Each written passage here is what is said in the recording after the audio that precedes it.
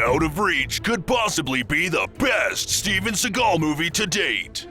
Nope, liars go to hell. You can find this in the bargain bin at Walmart. The movie starts out with a little girl called Irina doing a voiceover of her letter to Seagal. Dear William, thank you so much for the birthday present. Apparently, they're long-distance pen pals. 'Cause that's not weird at all. Anyways, then it's Seagal's turn to talk. But instead of Seagal mumbling his lines, the producers decided to get a less creepy guy to voice it. Dear Irena, I'm glad you like the American Indian bracelet. You're an intelligent, special girl. Seagal apparently faked his death and is now laying low. But a former colleague visits him and shows him a burned ID which could expose him. It says Thomas, but his character's name is William. Dear William. Dear William. Oh, shit. As you can see, a lot of thought was put into this movie. Irina is in an orphanage in Poland, and she receives another creepy voiced letter. Dear Irena, you can contact me in Montreal at the address below. I may have to go away for a while, but don't worry. What the f***, Seagal? What's your connection with this girl? This guy pulls up at the orphanage where he has some business to attend to. His sleek blonde hair screams bad guy from a mile away. Yeah! Then the girls are told to go outside. You've all dreamed of homes and a better life. Is Blondie from a foster care agency? If you think these girls are going into foster care, I got a castle I want to sell you. What the f? Meanwhile, Seagal's house is trashed by his former agency. They're looking for something, but don't say what exactly.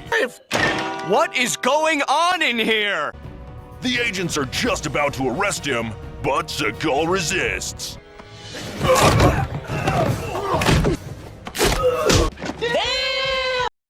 Less than 10 minutes in and we get a fight scene. Just great, Seagal! But you better pace yourself. We don't want your co-stars to do all the heavy lifting. Oh, shit. Irina packs up to go to the foster care agency, but this does not look good. Seagal receives a letter saying that Irina is long gone. He's so heartbroken that he can no longer send this creepy letters, so Seagal takes the first flight out to Poland to find the little girl. I love it when a plan comes together. Irina arrives at a building with no windows. What? They sit her down to take a picture, and there are others. Okay, can anyone say human trafficking? What the f? Irina's friend makes a break for it to try and escape, but is unsuccessful. You can try to run, but there's nowhere to hide. And what's Blondie's problem?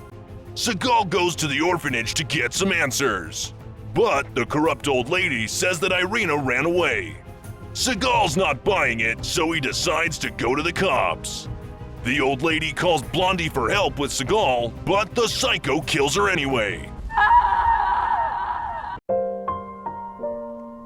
Back at his hotel, two thugs break into his room to give him a message. Seagal says, "Not today," and throws this guy out the window. Seagal, you fucking lunatic! What the f? Seagal goes to the orphanage the next day to find the old lady burnt to a crisp. This lady cop finds Seagal a bit suspicious, so she takes him in for questioning. I didn't do nothing. Seagal finds a computer unattended. He magically figures out the password and gets access. What? Seagal, you stable genius. United Alliance of Nations. United Alliance of Nations. That makes a whole lot of sense. As if an alliance wasn't enough. The cops find the human trafficker's building, but it looks like Irina is dead or something. They don't exactly explain what happened. Can you identify the victim? The writers obviously took a leave of absence. Yeah, where did everybody go? Seagal invites Irina's little orphan friend in, which, by the way, is not a good look. He shows him the lighter which he pickpocketed from Blondie. You know what this is? This is a Turkish flag. Nice going, Einstein! Seagal goes to the United Alliance of Nations and snoops around for clues. He goes through the magic Rolodex and finds an address, because he's a genius! We're getting somewhere. The manager sees him there, but Seagal gives him a bogus excuse and then takes off. Turns out this guy's mailing out the videotapes of the girls to potential buyers. What the f? Seagal goes to the address from the Rolodex. Then the phone rings. All tapes delivered. International online bidding will commence now. It's a f***ing call center for human trafficking. He gets the next clue in his treasure hunt. We're getting somewhere. Time is ticking, Seagal. Chop chop! He goes to the bar and flirts with the lady cop because he's a hound dog. Did I offend you? They both decide to go to this guy's house to ask questions, but find out that he's been terminated. They get shot at from behind and the cop gets hit. Seagal beats him up a little, but he gets away. He then displays his caveman surgical skills and takes out the bullet. Sweet. Relax. We're done. Even the cop isn't spared from his creepy kiss on the forehead. She takes a rest and wakes up to find Seagal watching her. Don't worry, I closed my eyes. What is wrong with you? What the f***? Don't you have more important things to do, like, I don't know, saving the girl from human traffickers? He leaves with the worst Seagal voice imitation dub. I made a mistake once. I'm not gonna make the same mistake again. Hold up. Wait a minute. Something ain't right. Seagal follows a car from the Turkish embassy because of this clue. He brings along Orphan Boy to help ID Blondie. Is that the man? Yes. Seagal knows now who's asked to kick. Blondie is at an embassy party, schmoozing and boozing, while Irina is being held nearby. Seagal arrives at the party as a guest, but this guy from earlier is there. Why is he colluding with Blondie? Honestly, who gives a f***? Seagal movies don't have to make sense. Yeah, you can say that again, pal. They finally meet, but can't start a ruckus in a public setting. Maybe we'll speak again in a more intimate setting. Bruh. Irina escapes because the door is open. Wait a minute. Seagal has sixth sense and knows she's nearby. She runs to a locked door with Seagal on the other side. He then picks up some magic signals to know that she's alive. So he leaves the party to fight another day. I'll be back. Seagal recognizes Blondie's foot soldier who enters a whorehouse. He fancies this prostitute, but Seagal cock blocks him for information and to tell Blondie where he's at. He recruits the lady cop for help, whose shoulder seems to have miraculously healed. Then she asks Seagal the question we've all been asking. Why all of this for a girl you've never even met? So, what's the answer?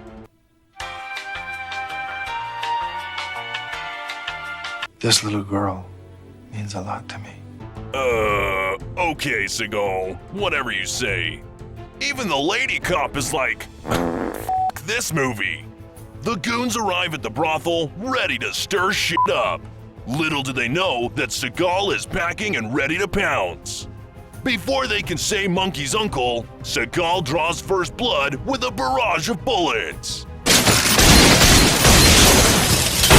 Seagal highly recommends throwing a grenade in a place of business. He goes around to the front, and his stunt double does a front roll.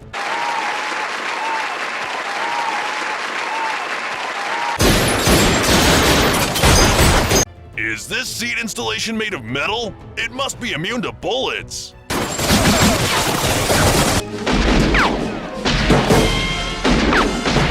All the bad guys are dead, except for this last man standing. They get into an exchange of words that would make Tarantino cringe. Now you know what happens to whores, don't you now? Whores always get f***ed, don't they? Good guys finish last. What? What the f***, man? Just get it over with and kill each other already. I'm out.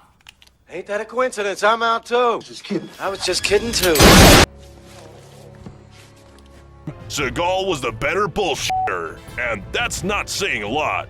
Lady Cop got a bad shoulder and blood on her forehead, but Seagal's clean as a whistle. Go figure. Seagal goes back to Blondie's place, and we have a Mexican standoff. The girl sees Seagal. Who are you? Come on, girl! He's there to save you! Put two and two together already! Seagal's not going to kill him using guns because it's too violent in front of a girl. So they decide to do it through swords, cause yeah, that makes a ton of sense. Seagal's too lazy to walk down a small flight of stairs, so his stunt double does it for him. Hold up. Wait a minute. Something ain't right.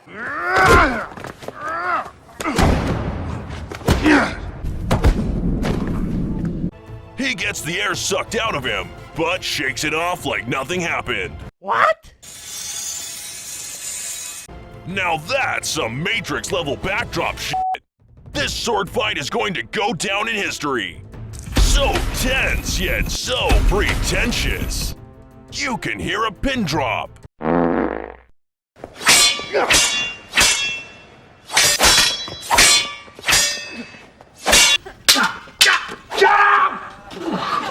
They both go in for the final kill. Seagal waddles like a duck. But Seagal wins out, and he stops in this dramatic pose that would make Kurosawa blush. Death to Blondie! May your blonde tips go to a better place. Seagal brings the girl to America to live with him, because, again, that's not super f***ing weird. And he even brings along Orphan Boy?